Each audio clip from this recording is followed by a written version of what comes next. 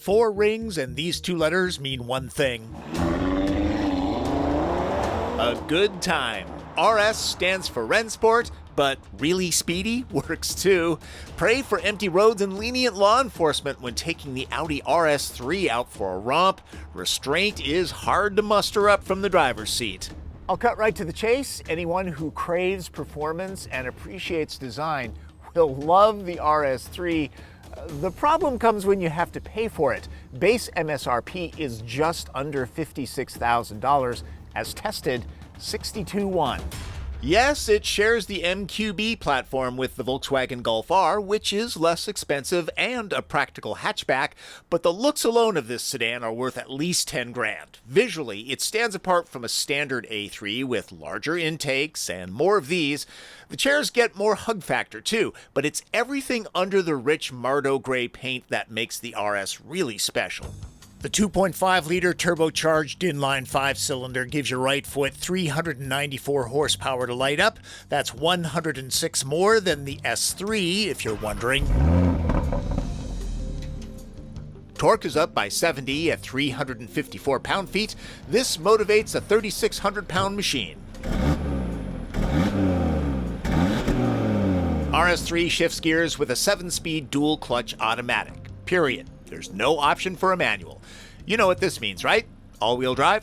The RS can be tailored to the dynamic that you prefer. Don't want adaptive dampers? There's a no-cost option of a fixed sport suspension. Now, the RS3 is pretty darn quick, but before I get into that, one thing I will miss once cars are electrified, and I do like electric cars, is the sound. Volume-wise, it's not overly loud inside the cabin, but sonically, it's terrific. I find it the perfect balance of luxury and hoonery, something you don't find together very often. You know, one thing I always forget to demonstrate are the brakes. Those are very important. Well, the seatbelts kind of snug up on you when you stop hard. A Car and Driver says that the stopping distance of the RS3 is a little bit longer than a Honda Civic Type R, but modulation is good, and they're great brakes.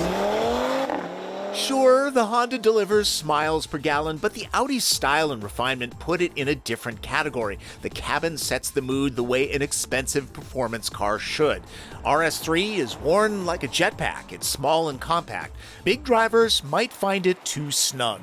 Ride quality. It is a performance car, so it is appropriately firm, and there are low-profile tires, so sharp bumps will be coming through. If you want a comfy car, buy an old Buick. Now, let's get back to acceleration. Again, this is a quick car. 0 to 60 is easily under 4 seconds, probably closer to 3.5. Power is always on tap. Even in the mid-range, goose the throttle and passing on 2-lane roads is drama-free. Top speed is electrically governed to 155 miles an hour according to Audi's press kit, with the asterisk, always obey all speed and traffic laws. Yeah, I can keep it under 155, but it's hard showing restraint in this car. It just wants to go. As you might imagine, in the corners, the RS3 is a hero. This is one of those cars where my molecules merge perfectly with the car's molecules. I think you know what I'm saying here. The 3 feels taut and controlled. I haven't driven the M2, but I suspect you could only tell the performance difference driving it hard on a track if you were a discerning driver. The EPA rates the average fuel economy at 22 miles per gallon on specified premium gas. If you want to feel good about something, that's 3 mpg better than the BMW. Gear shifts are nice and snappy, very, very crisp. I know there's a bunch of you out there that are going to say, if it only had a manual transmission, and I understand. I don't know what to say. This one, though, it's pretty good.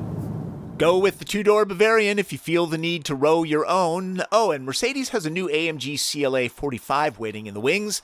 Don't know if that has a manual. Audi is known for its nicely trimmed cockpits, and RS3 is upgraded well with carbon fiber and Alcantara, but you can tell it all starts with the A3, the brand's least expensive vehicle. Looking for powered seats with memory and venting? None of those are here, but the heated seats fit drivers of all sizes, and the seatbelts are dressed to impress. Storage spaces are at a premium here, and they're small, so is the sunroof.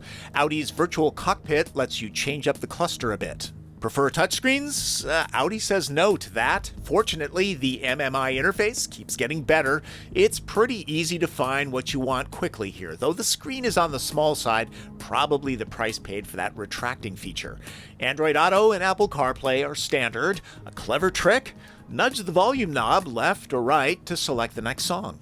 Sure wish you would have snagged an RS5 or RS7. Well, that would cost a lot more money then, wouldn't it? Yeah, but might be worth it for those in back. I'm assuming they have more headroom. I'm 5'9".